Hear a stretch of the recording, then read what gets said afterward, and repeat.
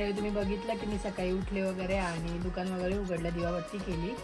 आणि त्याचबरोबर आज आहे फ्रायडे आणि कालचा डे होता, बट काल काही केलं नाही त्यामुळे काल शूट नाही केलं. आणि आज आहे बाजार, शुक्रवारचा बाजार असतो सुरगाण्याचा, तुम्हाला मागेही बोललो होती मी एका ब्लॉगमध्ये.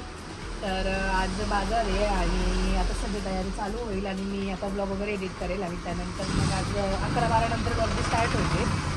सो तुमच्यासाठी मी एक उपाय घेऊन आले. मी तो ट्राय करून बघितला 2-3 दिवसापासून आणि तो म्हणजे हे झाला, कामात आला माझ्या. तर दुकानात काय होतं, खूप माशा होतात आणि पावसाळ्यात पण बऱ्याचशा माशा होतात आणि त्या खूप अशा त्रास देतात आपल्याला आणि त्या आपल्यासाठी चांगल्या पण असतात आपल्या हेल्थसाठी वगैरे. तर मी सर्च पण केलं, जरा गुगलला सर्च केलं, यूट्यूबला सर्च केलं. तर मला एक असा उपाय मिळाला की धूप घ्यायचं आणि धूपवरती कापूर टाकायचा.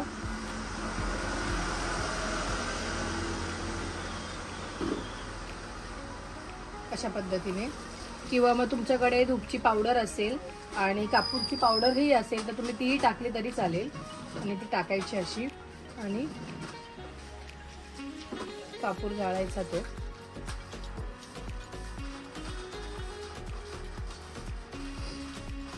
धूप आणि कापूरने ऑलमोस्ट ज्या माशा असतात त्या निघून जातात. किंवा तुम्ही त्या डांबर गोळ्या असतात त्या पण गरम पाण्यात टाकल्या तरी पण ते पाणी जर तुम्ही मारलं तर त्याने पण माशा निघून जातात. आणि मला हा पण उपाय छान वाटला, इझी वाटला, कारण की धूपही ऑलमोस्ट आपल्या घरी असतंच आणि कापूरही असतं. तर मी हा उपाय ट्राय करून बघितला आणि तो वर्क झाला आहे. सो तुमच्याकडे पण माशा वगैरे असेल तर तुम्ही पण असं करू शकतात. आणि मग दुकान वगैरे असलं किंवा मग असं पावसात वगैरे तर माशा येतातच घरात, त्यासाठी हा बेस्ट उपाय आहे. आणि कापूर टाकल्याने धूप लगेच पेटतं.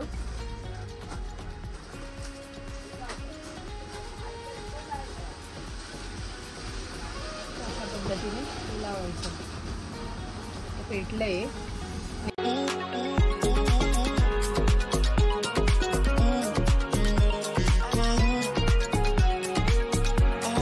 तर मंडळी आता वाजलेत 8 आणि इकडे काकांचं आवरण चालू आहे. सगळा पसारा होऊन जातो. तर काकांचं काम असतं आल्यावरती. ते शुक्रवारी येतात काका, हे देशमुख काका आहेत आणि ते दुसरे असं ते आनंदा काका आहेत. तर हे फ्रायडेला येतात. तर मग त्यांचं आवरण वगैरे चालू आहे सगळं. आणि काका येतील, आनंदा काका 8:30 वाजता येतात. ते गावातच राहतात. काका तुम्ही कुठल्या गावाला राहतात? सातबाबळ. इथे ते जवळच आहे, 3 किलोमीटर आहे इथून. हां, म्हणजे सुरगाण्याच्या आवारात भरपूर सारे खेडे आहेत, जसं भदर, सातबाबळ, परत अजून काय नाव आहे, बुबळी, अजून मालगान. हां, असे खूप जवळ गावं आहेत की तिथून लोक येतात इकडे सुरगाण्यात सामान घ्यायला. तिकडे कारण की एवढी सोय नाही. इव्हन तिकडचे जे शाळा आहेत ना, म्हणजे तिकडे फक्त 4थी पर्यंत शाळा आहे. त्यानंतर मुलं जे आहेत ते इकडे सुरगाण्यात येतात शाळेसाठी. स्वतः आवरूया आपण, आज बाजार येतं, मग तुम्हाला भेटते. तर इकडे काका आलेत, काका 8:30ला आले आणि ते दुकान लावणं चालू आहे काकांचं. काकाने दुकान लावलंय. कोणत्या फोकस करू का आजीला? फोटो पाडते तुमचा. इकडे फोटो काढ नाही म्हणत, फोटो पाड असं म्हणतात. आणि काकांनी साबण पॅक केले पुडी, म्हणजे पेपरमध्ये, न्यूजपेपरमध्ये अशा पद्धतीने ते भांडले जातात. आणि इकडे जास्त करून वापरतात कपडे धुण्यासाठी, गोपी साबण म्हणतात.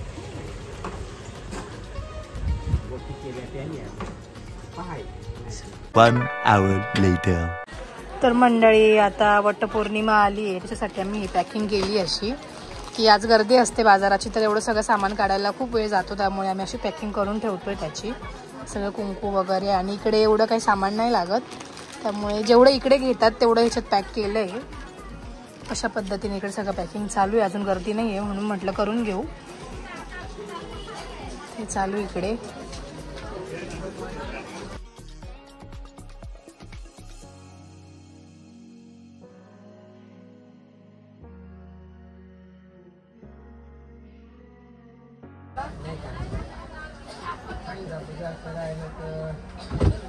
आजी येणार का?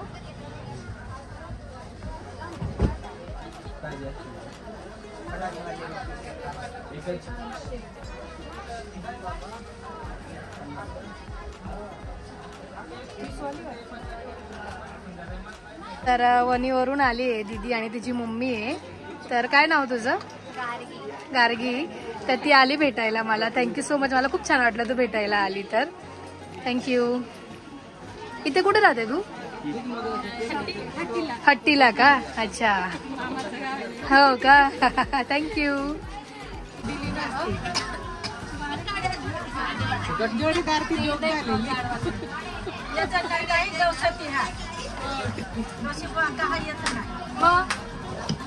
दोषाला जोडीनेच येते बाबासोबत.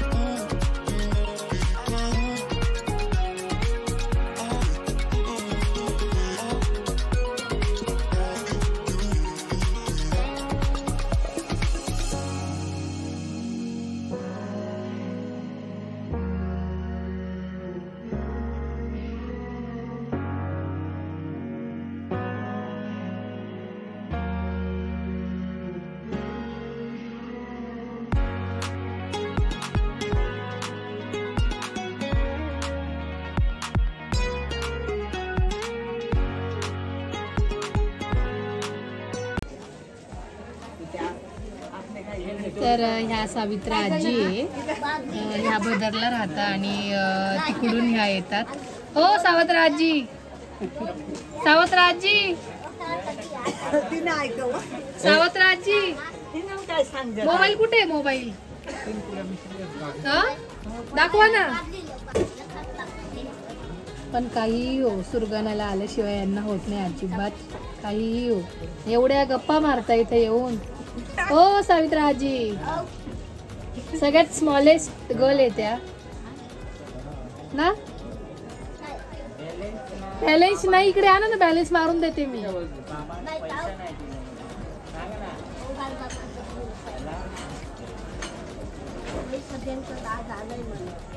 किती? 1 लाख रुपये.